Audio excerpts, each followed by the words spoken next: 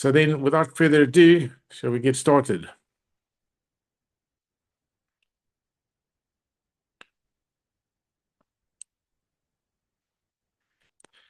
So we're talking about methylation. This seems to be like a very complicated process. It's almost like you can't see it, so it's difficult to understand, but it's got everything to do with looking at how the body processes the metabolism. Like, to give you an example, you could not think without methylation. You could not remember. Your hormones could not work. It's the metabolism that is functioning, and you need methylation. It's almost like a refilling of the body's energy, or a refilling and a remembering for the body on how it's got to stimulate the genes or the hormones. So I'm going to talk you through it really slowly. Hopefully you can get the deep understanding, and the concept can be ripe in your mind. So when we talk about methylation, we say it's a biochemical process that adds a methyl group. A methyl group consists of a carbon and 3 hydrogen molecules. So it takes this methyl group and it adds it to DNA, hormones. It tells the body how to detoxify or remove toxins, and it also regulates the immune system. So now let's have a look and see how I can get this into your head. Have a look at the picture over there. We see the double helix, which is the DNA. Now, when you unwind the DNA, that is called the RNA, just the one strand. And what normally happens is you can get a connection onto there, and that's how the body would make proteins to stimulate a gene or turn off a gene. So can you see there those letters, T, A, G, C? And this is how we get the connecting on, and how we open up the genes or close the genes, right? So now you see I've written there, you get single nucleotide polymorphisms, or what they call a SNP, SNP. And look a bit further down, it says each SNP is a difference in a single DNA building block. That single DNA building block is the T, or the tyramine, the glutamine, etc. You see the T, the A, the G, the C. So with that, it's like a key to a lock. It tells you on the genome where the genes are held in the DNA, where that part of the gene is. So if we have a look there, you see there MTHFR, methyl tetrahydrofolate reductase enzyme. That is found at, or that defect is found at C677T. Okay, that means that the C was replaced by T, and that's where the defect will be found, on gene 677. Okay, the C was replaced by the T.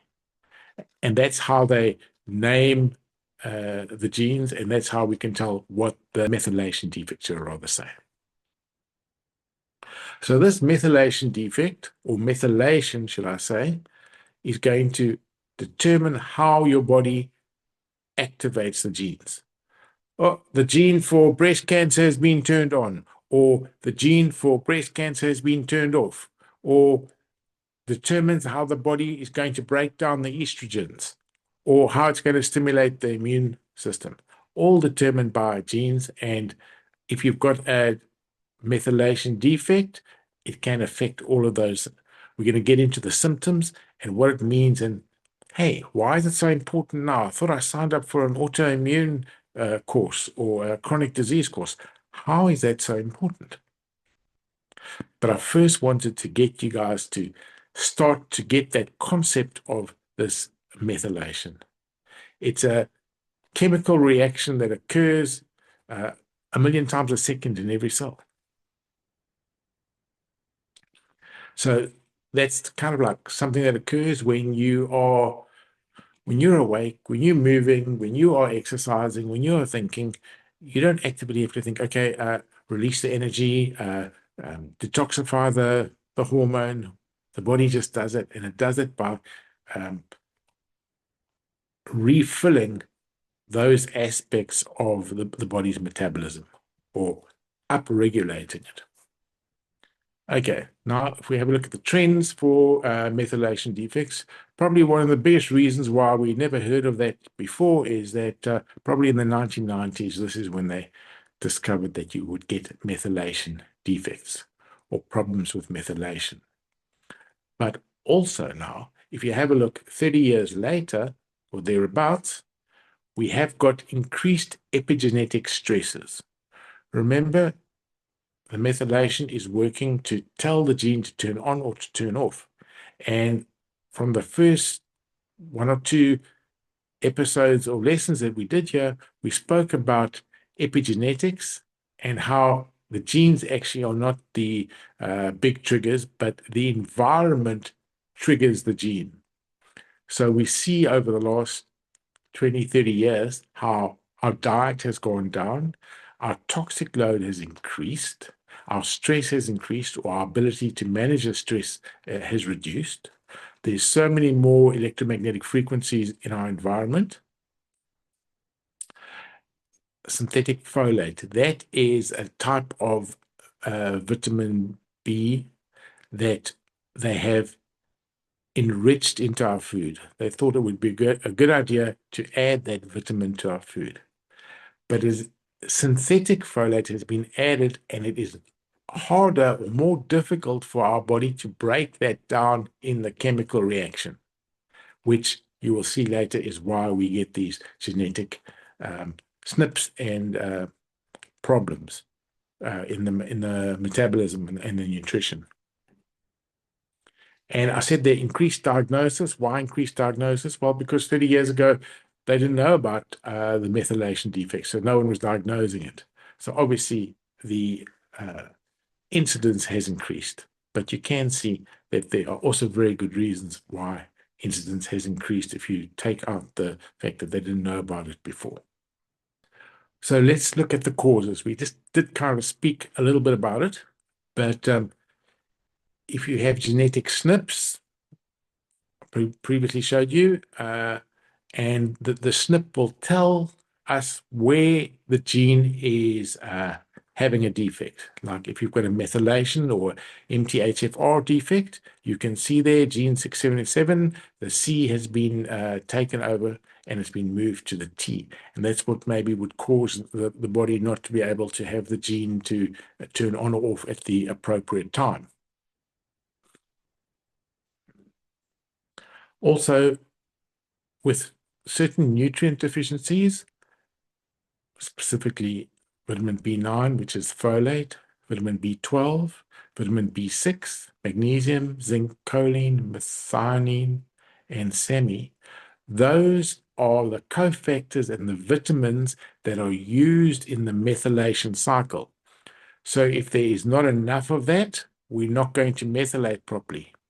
Or if I put it to you this way, if our bodies are not able to use that nutrition appropriately, or if we have the wrong type of vitamin B12 or vitamin B6 or folate, okay, right now we're looking at, and some of the people on board here will know what I'm talking about when I say, oh, I've got an MTHFR methylation defect, I can't take folate. I need a methylated form of the vitamin. For example, when you look at vitamin B6, the cheap form is pyridoxine. But pyridoxine needs to be broken down into P5P. If your body doesn't have P5P and has to break it down, it has to use certain cofactors to do that. And if it doesn't have it, you can't use the vitamin B6 and you will get a methylation problem. Then we go to toxin overload. We've seen previously with the physical factors for autoimmunity, you might have the heavy metals, the mercury or the glyphosate. It blocks the way the body is able to detoxify. And with these metals, if you have a methylation defect, it'll aggravate that further. together with excess stress, it's going to turn off the inappropriate gene. And gut dysbiosis, why is that so important? Because we are not able to absorb the B vitamins. And as we've just seen, some of the B vitamins are essential for correct methylation. And another one that's so important is the way the body detoxifies estrogen. So if you have got the xenoestrogens, you are going to not be able to detoxify them, and then you're going to suffer with estrogen dominance. Okay, I spoke a little bit about this. You need to have the right vitamin B. It must be in a methylated form, as it's more absorbable, the pyridoxal 5-phosphate, or folic acid. You don't want that in the synthetic form as much as possible. And if you do take a little bit of the synthetic in, you need to make sure that you have the right amount of methylated B12. So typically, the cheap form of vitamin B12, when you go and you get that vitamin B12 injection, that is cyanocobalamin. And when it breaks down into cyanide and cobalamin. So your body still has to detoxify the cyanide. The methylcobalamin, which is the methylated B12, doesn't go through that step. So now let's see where we are actually get to work with this from our health perspective. When we're looking at the methylation cycle, the methylation cycle, when it is flowing, the body is able to transfer that methyl group. Remember, the methyl group was the carbon with 3 hydrogens, and then that attaches to the different DNAs or the different hormones. It tells the body how to detoxify that. It tells the body which gene to turn on for what activity. And another interesting one, it regulates homocysteine when your methylation pathway is working properly. Your homocysteine is not too high, which means that your body can regulate inflammation better and you don't suffer with cardiovascular symptoms, artery inflammation, and tendency to get a heart attack. So here's a quick picture of the methylation cycle. Let's see, can you see the cofactors? Can you see the vitamin B12 there? Let's say over there. Okay, here's the methionine cycle. So homocysteine would move across with the use of B12 and it would get changed back into methionine. Okay, and then that would then work over to produce your SAMe. You need magnesium to release energy, to regulate how your DNA is going to work, how proteins are going to work. So try to make it more appropriate to the layperson. Okay, so I've got a methylation defect. So what does that mean to me? How do I know I've got that? What symptoms will I have? Fatigue is the most common symptom due to poor mitochondrial function. You can't remember properly. You've got brain fog. Basically, there's not enough energy for your body to function because those B vitamins are not stimulating the methylation because you have that MTHFR defect. Sensitivities, as you know, with autoimmunity, there's a lot of chemical sensitivities, allergies, due to the body not being able to break down histamine properly. That's the inflammation. I would almost say that the anxiety, the depression, or the mood swings are what I find to be the most difficult aspect of the MTHFR to deal with, because applying the homeopathic principles, trying to fill the deficiencies, and the hormone isn't raising as it should, or we're given the right homeopathic remedy for anxiety to the T, and the patient is still anxious, okay? Because the neurotransmitter is not able to rebalance itself because of the methylation problem. Proper methylation allows your body to produce the right neurotransmitter in the appropriate quantities. I spoke about high homocysteine. When your methylation is working properly, your homocysteine is balanced and the body is able to break it down into methionine, and you're able to steer clear of that inflammation and the cardiovascular risk. I suppose I don't need to tell you about the food sensitivities. Everybody's struggling with gluten. Now, it doesn't mean that if you've got a gluten sensitivity, leaky gut, really have methylation issues, but it is common in autoimmune cases when there's that excess inflammation.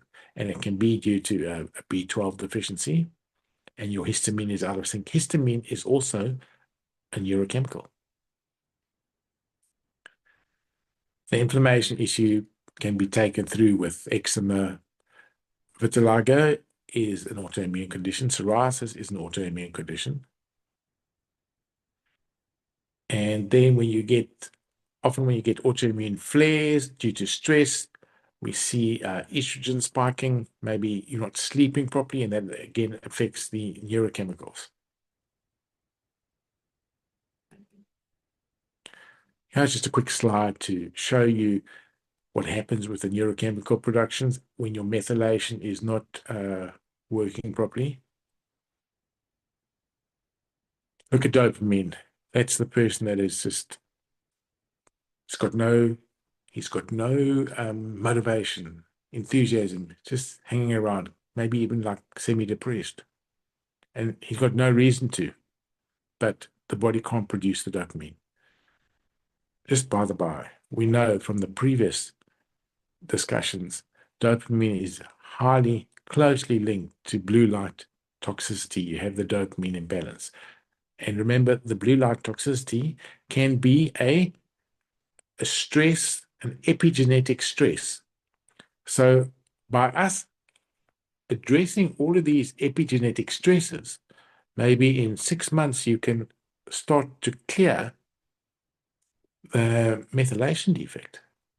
And you see your metabolism is functioning at optimum, and wow, my dopamine is now at normal levels. Or, those allergies have really just disappeared because my histamine has improved. All right. So your methylation, you're going to work on it if you're working it hard, and obviously depending at what stage your disease process is and the autoimmunity is, you're going to be looking at 6 months, and you could see a nice turnaround in that.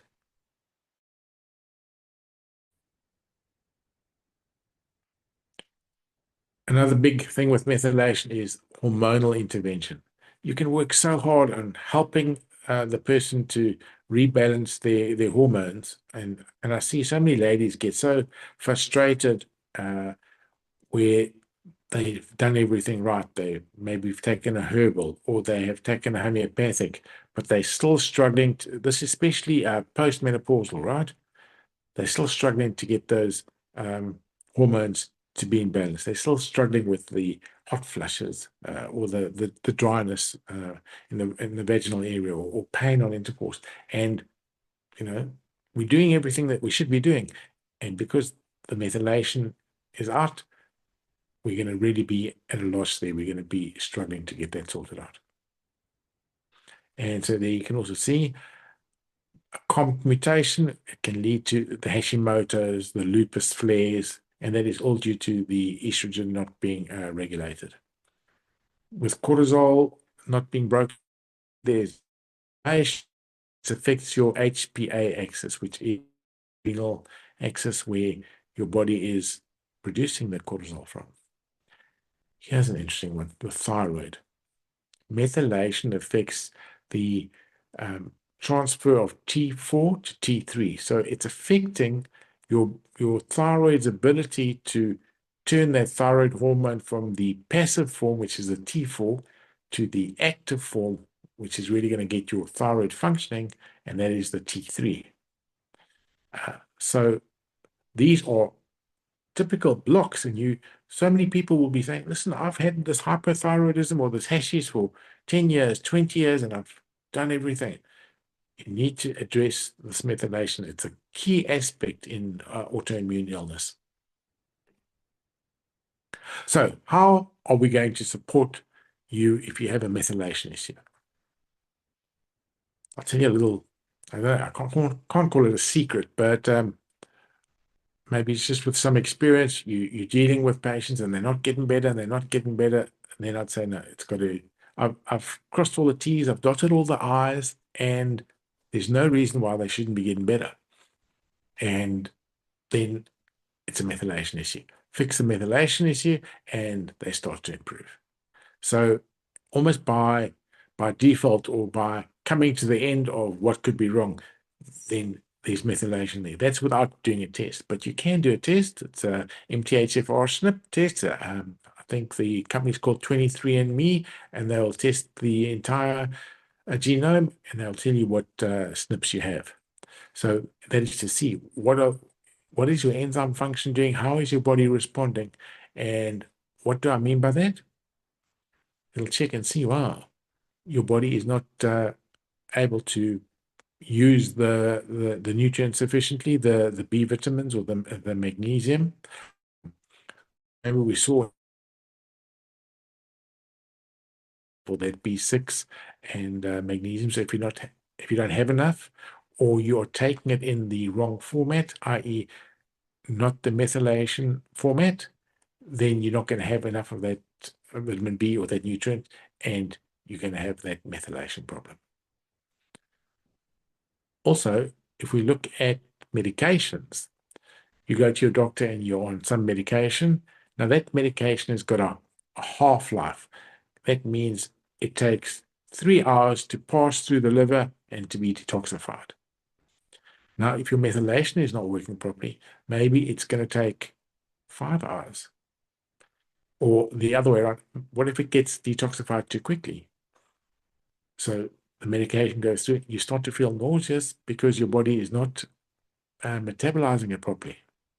So these can all be indications for a methylation problem. We can also use that as almost like a personalization of treatment to see, okay, you've got this methylation problem. We need you to get supplementation for vitamin B12, the methylcobalamin, or the pyridoxal 5-phosphate, that is the B6, or the B9, which is the MTHFR, methyl tetrahydrofolate methylation aspect of B9. So you can get these supplements that are methylation supplements, and they will have the methyl tetrahydrofolate, the B12, the B6, magnesium, and zinc. And just by taking that, probably in about 2 weeks, you feel so much different. Wow, I'm feeling so much more positive because my neurochemicals are up. Or that time of the month, I'm not having my estrogen attack. I'm not having my estrogen dominance because my body is able to process that estrogen. And as we know, with autoimmune disease, there's always issues in the gut. So you need to ensure that your dysbiosis problem or your leaky gut issue has been resolved so that you can absorb the methyl donors from the gut, the Bs from the gut. And the other part of that would be helping your body to detoxify the toxins appropriately or the heavy metals appropriately.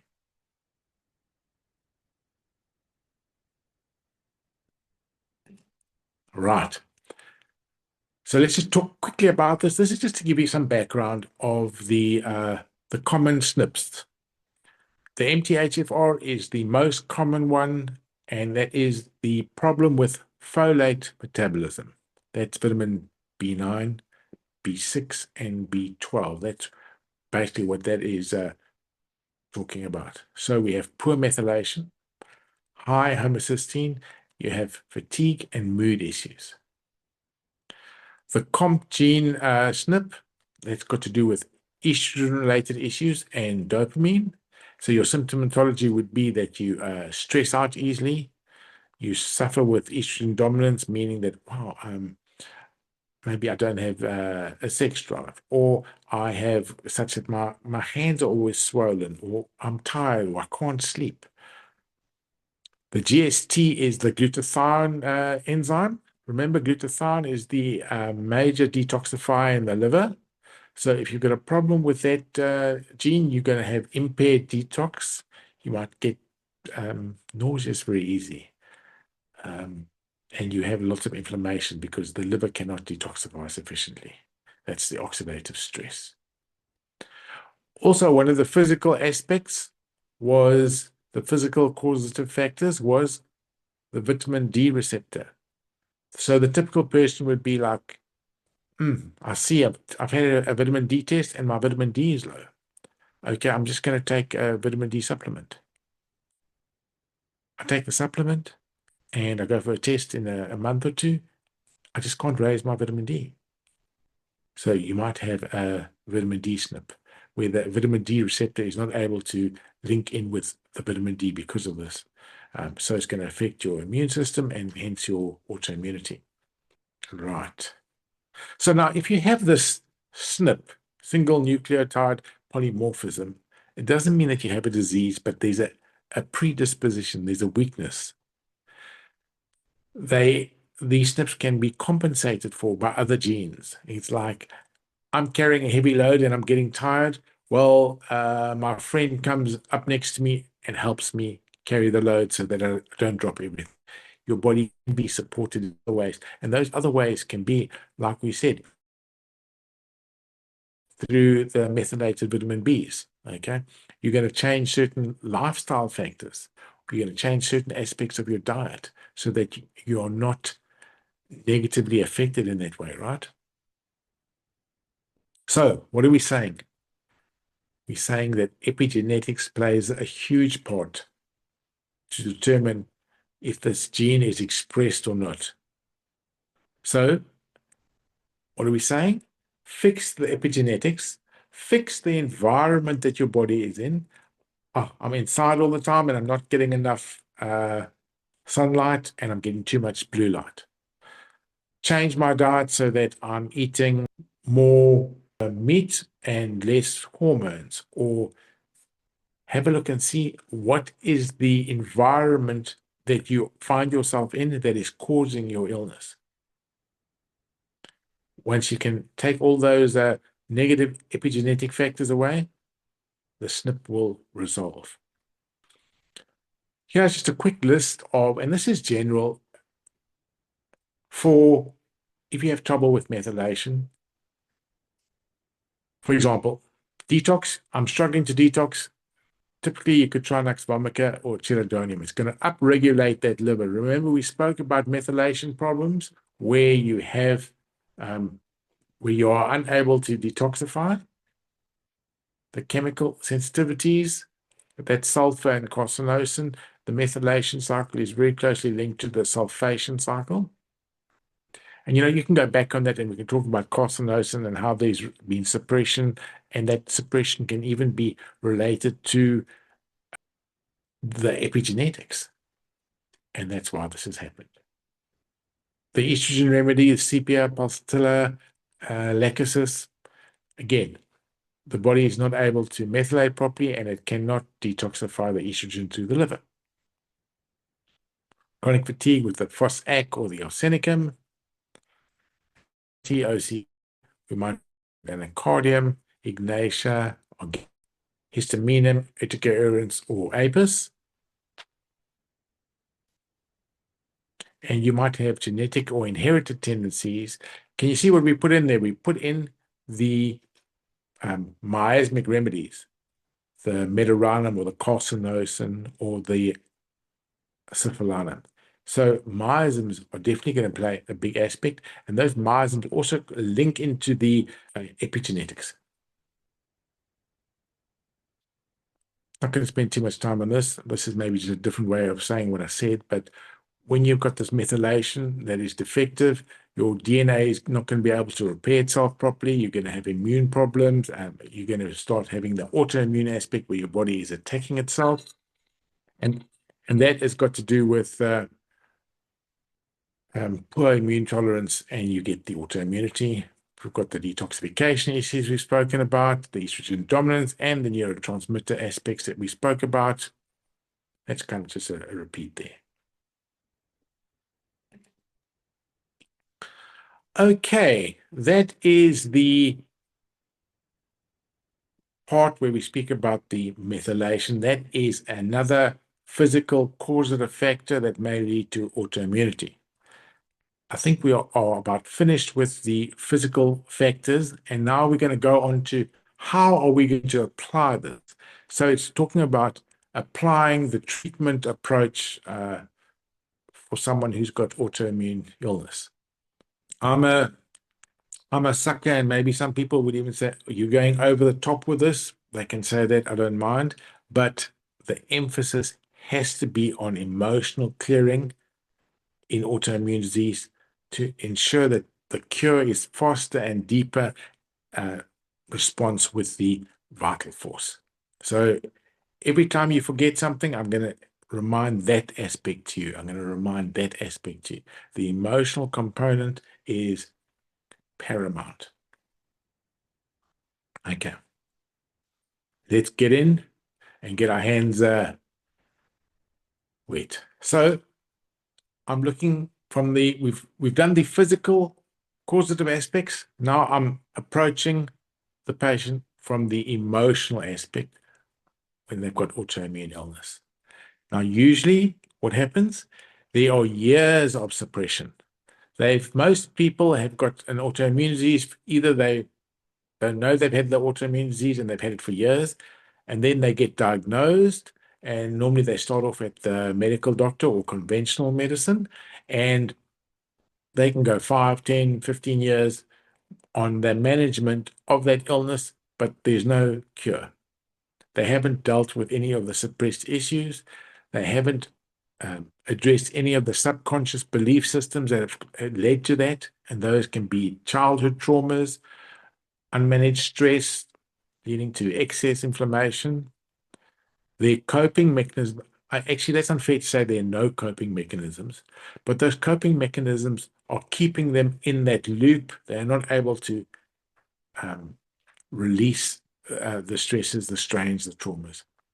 There's also lots of fears that are kept inside, and that goes together with the suppression. So what is the main factor that I'm looking at here? I'm going back from the homeopathic perspective. I'm going back to the never been well since. And that connection is also very much with the mega potency homeopathy to make that punch and move the patient forward, right? And there I put redox. That is not so much from the emotional perspective, but that redox is regulating the oxidative stress so that there's not so much inflammation. Right. Now we are going for it 100%. We are applying the treatment approach. What are we looking for? We're looking for that big trigger. We're looking for the causation that shut down the vital force. That's a big question, and I don't say that the answer is going to just present itself there on a platter to you as you are dealing with the patient. And if you are the patient, I suppose it might be easier for you in a way to really be honest with yourself. What was that big trigger that caused your vital force to shut down? That led to your body's dysregulation of that autonomic nervous system. So it could not regulate properly, it could not respond properly. That trigger that caused your sympathetic overstimulation, that stress response that keeps going around and around, you're not even aware of it, how you respond to things, okay? That out of control feeling that you try and manage all the time. And that obviously leads to cortisol dysregulation. And then that'll all go towards precipitating that autoimmune dysfunction. So can you see it? It's not a one-word answer, and I don't say you'll get to the root cause of it the first time you address it, but we're slowly chipping away at these things, and you will see with the mega potencies, it's the most amazing result that you can get.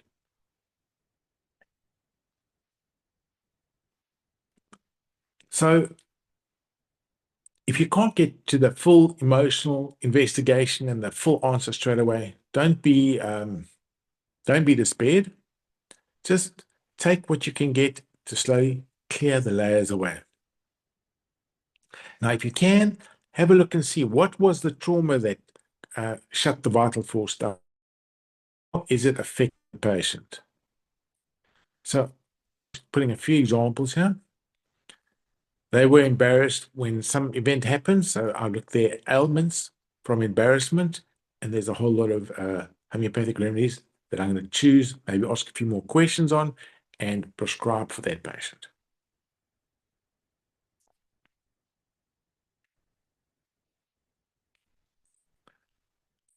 Or is it a fright, an ailment from grief? Anger, ailments from grief, from silent grief. The one that I've recently added in is ailments from shame. And often in autoimmune disorders, it's sexual shame or sexual abuse. And they feel too ashamed to say anything, or they feel dirty, or that they could never be able to be anything or be loved or be liked because of that. So I often notice the suppression aspect, or they are a people pleaser. They just want people to be happy around them, so they just forego what they want or what they feel. They've got a fear to speak up. Okay.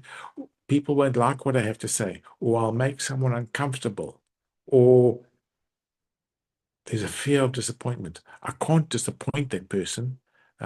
They are relying too much on me.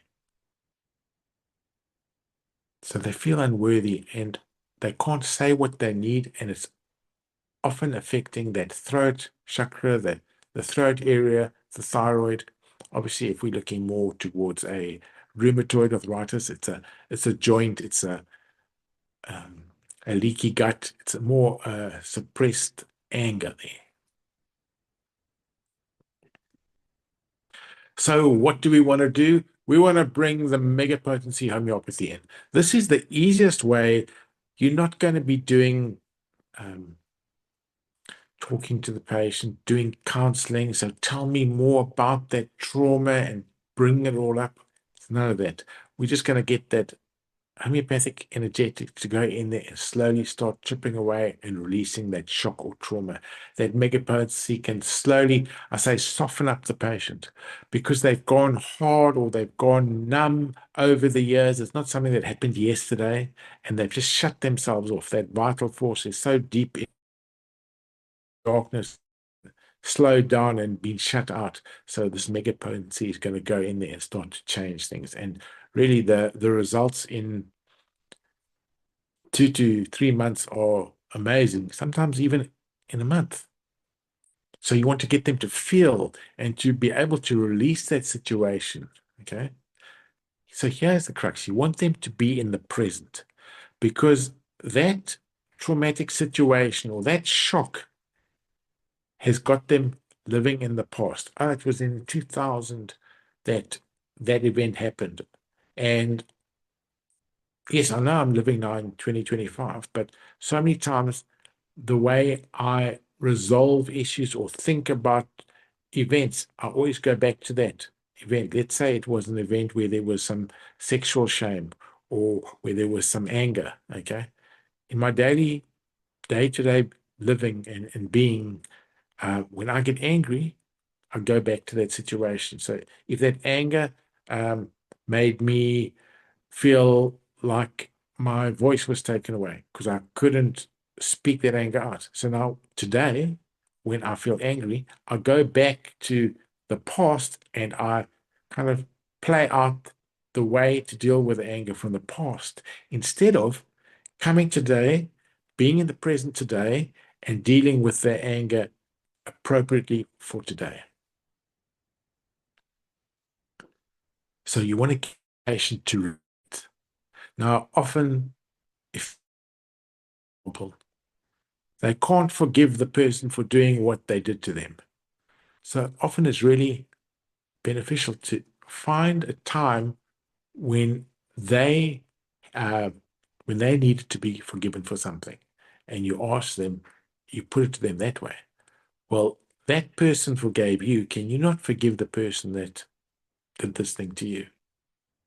Always get them to relate to it from their perspective.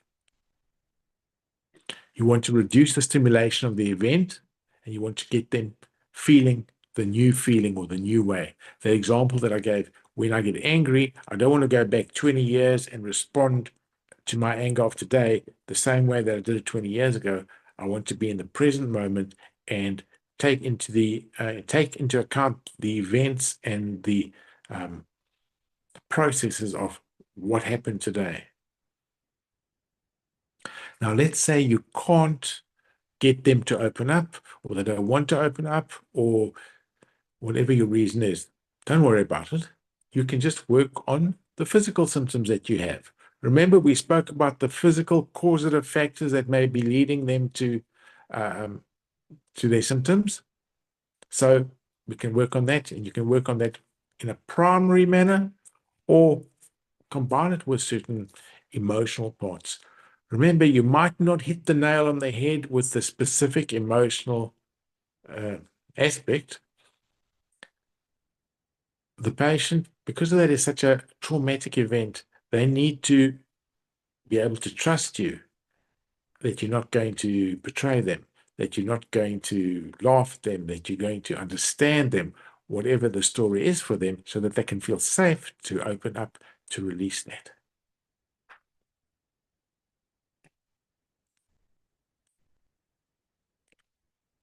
So as I said, don't worry if you can't get all the emotional aspects. You can look at physical causations and symptoms.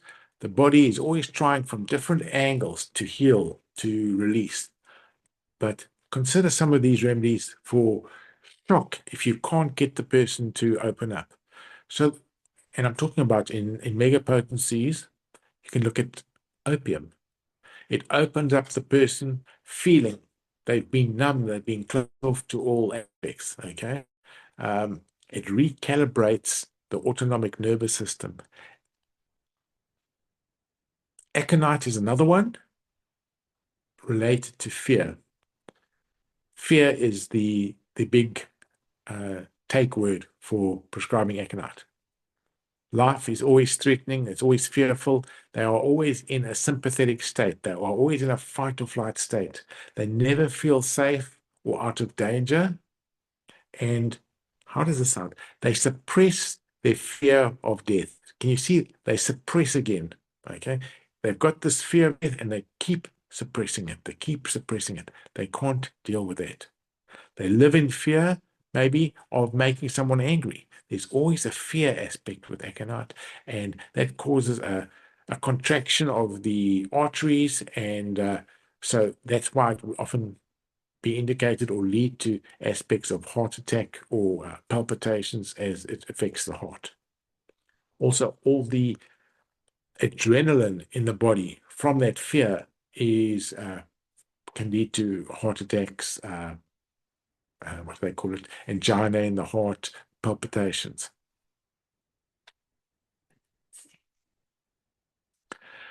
Arnica, here's an interesting one. I know what you'll all say. Yes, I know, arnica is for shock. Here's a nice little example. The shock happened 20 years ago, and yes, it was a physical shock maybe, or maybe it was an emotional shock. But this is how the arnica patient will respond. Yeah, that happened, but I'm tough. I'll just carry on it. And they carry on pushing on. So they don't deal with the shock. I have to have this. People have to see me as I'm tough and I'm just going to keep going on. So arnica will help convert that fear of not being strong because they keep on saying, I'm tough, I can go on. Or they say, no pain, no gain. Okay. You have to have the pain, you have to have that hurt. And then they just keep going on. So arnica will convert that fear of not being strong and tough into them having self-confidence and the ability to feel, in inverted commas, weak and to be able to move forward. See, I wrote there also fear of close contact from an emotional perspective. So they close themselves off. They won't allow close contact or physical touch. They might become soft. Okay. I can't be soft. I've got to be tough. All right. And just move on. Carcinosin, that's a huge, big remedy for autoimmunity. Inability to move forward due to excess responsibility. I've got to be responsible for everyone or everything or the outcome on how other people will be seen. So there's lots of suppression with carcinosin there.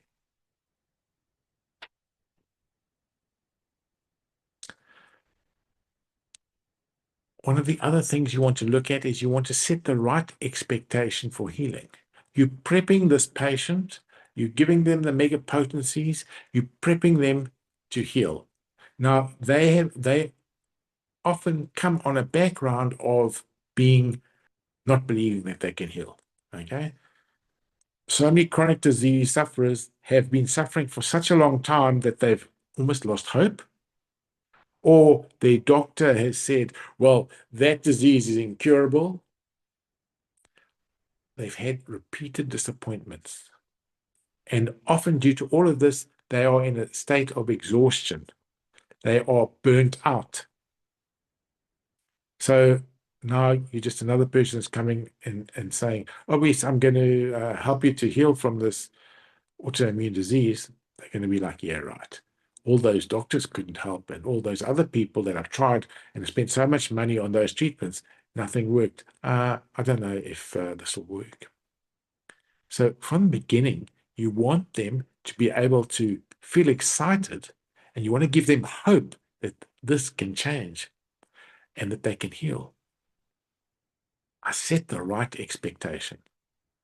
Give them stories about other patients that have healed or where the patient has struggled but overcome the problem, or because healing is not a linear thing. It's not going to happen from one day to 3 months, then it's going to be better. And then after that, it might be worse for a bit. You need to show them this.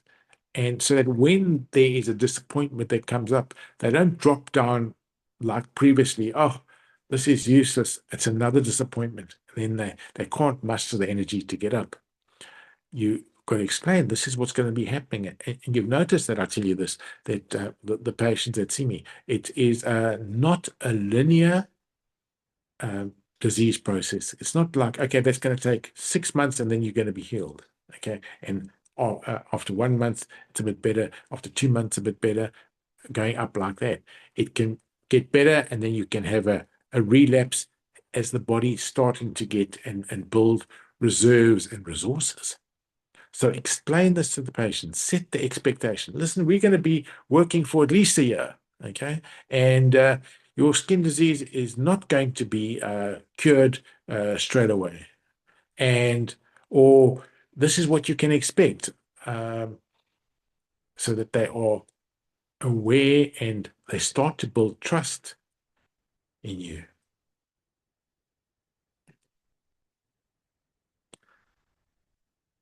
This is a little bit different. You want to set the time frame for healing.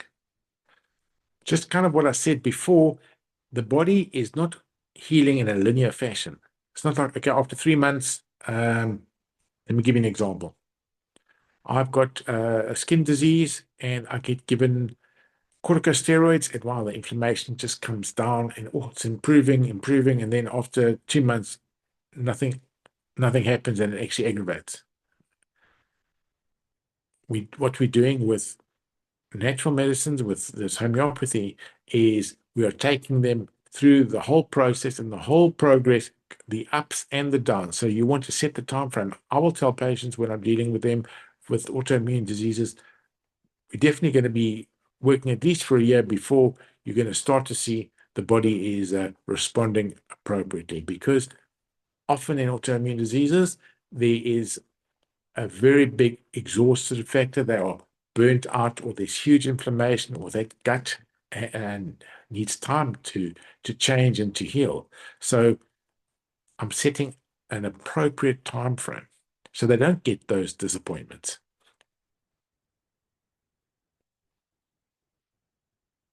Okay. I don't know if I over prepared or under prepared here. I've got so much more to do, but I think this is a appropriate place to stop. We will continue it next week. We're going to be talking about removing the different layers. I'm going to introduce to you the different, it's called homeotoxicology. And this is exactly what we're going to see, how the body starts to throw up and throw out the poisons and the different layers of tissue that it works on. So that's that there. And